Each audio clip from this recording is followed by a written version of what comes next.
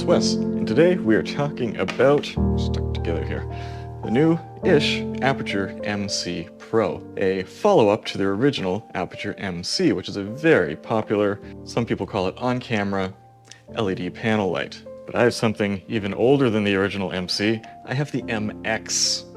And we're going to compare things, we're going to take a look, deep dive, measure the light quality, all those things. But first of all, as always, we're going to start with the build quality.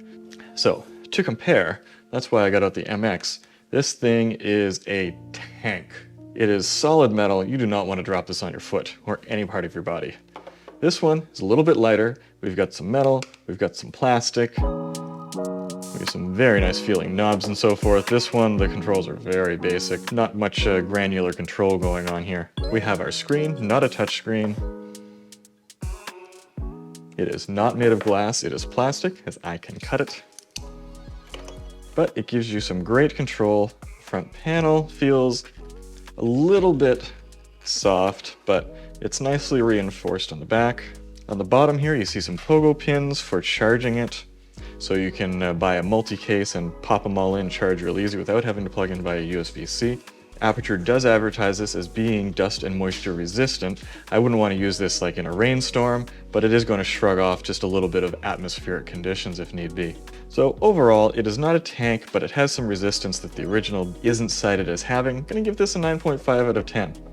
On the scale of mini LED panel lights, this is clearly a flagship. Feature set. Speaking of flagship, I don't know if any other mini panel does this. You can plug in Aputure's USB-C to DMX controller and control this via DMX. You can also use the Sidus Link app, which has just an absurd amount of stuff going on there. Again, you have these external charging points for a multi-case. You have 23 effects built into it, which through the Link app you can control to a fairly high degree of granularity. Speaking of features, let's have a quick look through the effects and see how they present.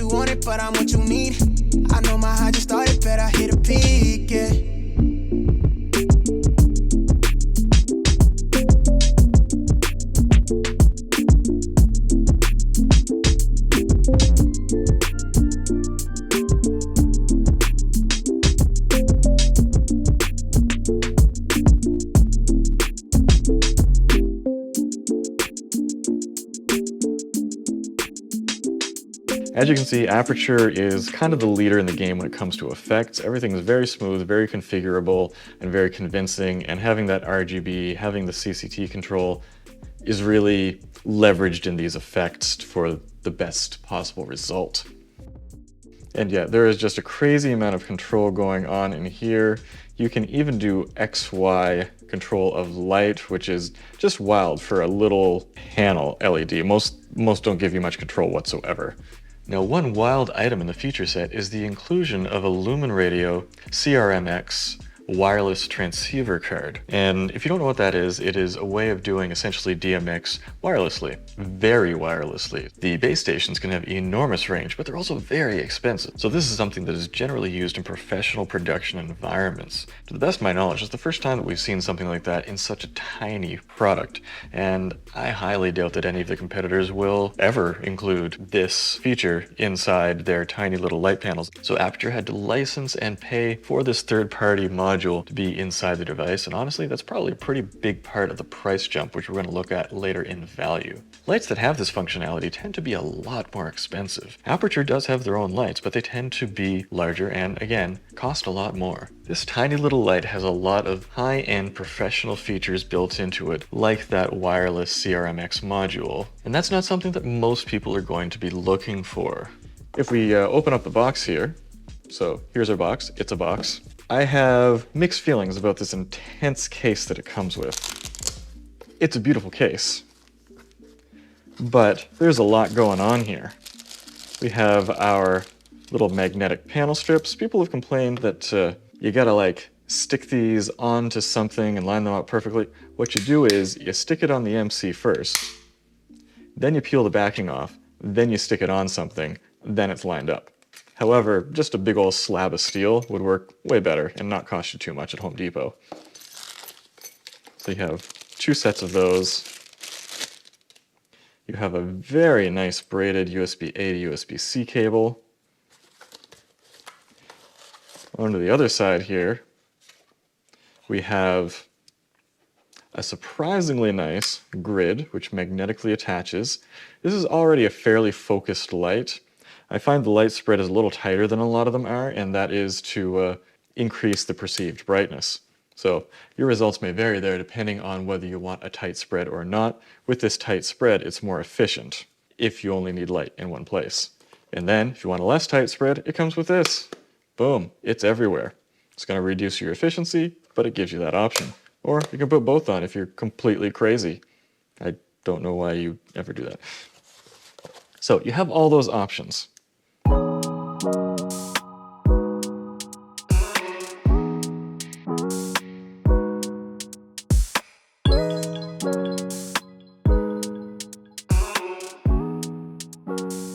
And a very nice hot shoe slash magnetic slash everything mount here. Very nice, very smooth, totally overkill.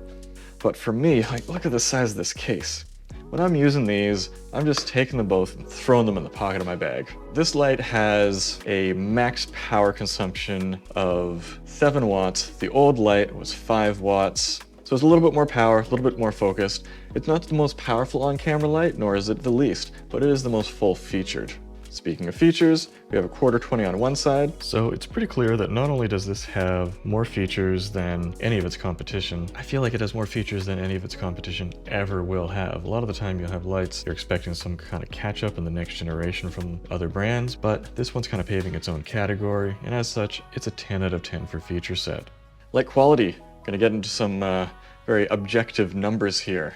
So if we look at the white light coming out of this does not fare spectacularly well, which is interesting because the original MX actually has phenomenal white color quality. You have a CRI at 5600K of 98.4 and an R9 of 98. That's wild. Very good Kelvin shift stability.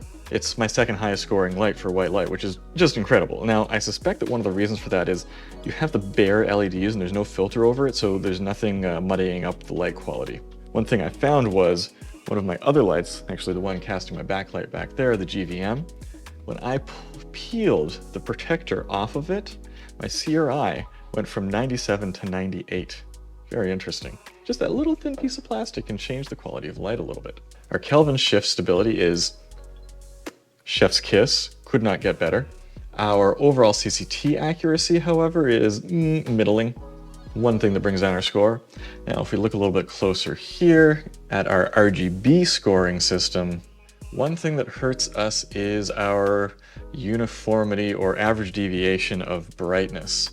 So let's compare this to some other familiar lights. And here we have it on the board with the InfiniBar, its big brother, as well as just a few other lights. And as you can see, the MC Pro around the spring green section gets very bright, but unfortunately it dips down to about the same level as everything else in the blue. And so, let's say you're shooting something in the greens or toward the cyans, get tons of power coming out of this. When you turn it down to blue, it goes right down. So, if you are shooting something photo, video, and you change the color you're producing, there's an excellent chance that you're going to have to change your exposure in a camera or change the output on the light because there's such a huge variation of light coming out of this. The centroid wave accuracy, which is measuring exactly how accurate each color is versus the HSI degrees, where it should be versus where it is, has a little bit of variation on there too. However, our saturation purity is quite high, very nice on that. And speaking of light quality, let's have a look at some image samples here. Even when you're taking photos with bright flashes and strobes, you can still just easily slap this magnetically to something to add a pop of color wherever you want in your image. And that's the idea with these light panels. They can be wherever and do whatever you want them to do. So if we take the score from our RGB, score from our white light, we average those together, we have a light quality of 7.6 out of 10. Good, but not great. Usability. I would love to have two knobs, such as some lights have, like I believe the Zhiyun light panel. A bit of a different design from this, but a little bit easier that way. Having the Sidus Link app is a plus and a minus in this. It's incredibly complex, but it gives you a wide breadth of capabilities. But to a beginner, there's a lot of learning curve there. The screen, however, is big and beautiful and really lets you know what's going on here. That makes things way easier. It's so clear and usable, it's so nice. The knob feels great in the hand, very nice clicking. It could use a little bit more inertial scrolling. So if you need to go from 100 down to 10, it takes some doing. Some other devices, if you give it a good spin, it'll just jump right with you, and that's very convenient. Magnetic attachment is great. Some situations, super useful. In other situations, totally useless, and it's just adding weight to the product. But overall, the usability, because you have so many ways that you could be using it, it's very strong. It is a 9 out of 10. Value, and this is where I think you could probably guess we're going to struggle. Because we're cramming everything in, we're cramming in all the accessories, all the capabilities, and Bluetooth wireless control, which most of them don't have, it's gonna cost you. So this comes in at $200 US. Yeah, your original Aputure MC is $90 right now. Whew, that is a big difference. And if we check out what the best sellers are in this category, there's the Luxley Fiddle, which is an even more powerful, slightly larger light for $141. And another bestseller is the very cheap Genere RGB CP425 for $70. Another popular one, the Lume Cube Panel Go, it's $100. Not nearly as configurable or as full-featured as this. I mean, none of them are. One of my past favorites, the Bowling P1 with the articulating arms, $160. And there's our background light here, the GVM8RS. Beautiful, basic light, no fancy bells and whistles that you might not need. $70. I have to give this a 6 out of 10 for value. It is not at all competitive on value, but nothing else includes the amount of stuff that this has. So, is it worth it? Yes. Is it competitive? Not exactly. That gives us a total score of 84.2%. Is it a clear leader in the overall scoring? No, it is not. But it is a professional videography production device, which is really surprising in this tiny package. Most of its competition, They are smaller, lighter, not as much battery life, not as many features. So what do you think about the new MC Pro? Do you think that that price increase is justified or not? Or do you think that as long as you're getting the full-featured, well-rounded integration into that whole Aputure system, it's worth whatever they charge for it? Let me know your comments down below, and I'll get back to you. If you want to pick one of these up, there's going to be a link down in the description below to help support this channel and feed my fat cats. Until next time, let's go take some colorful photos.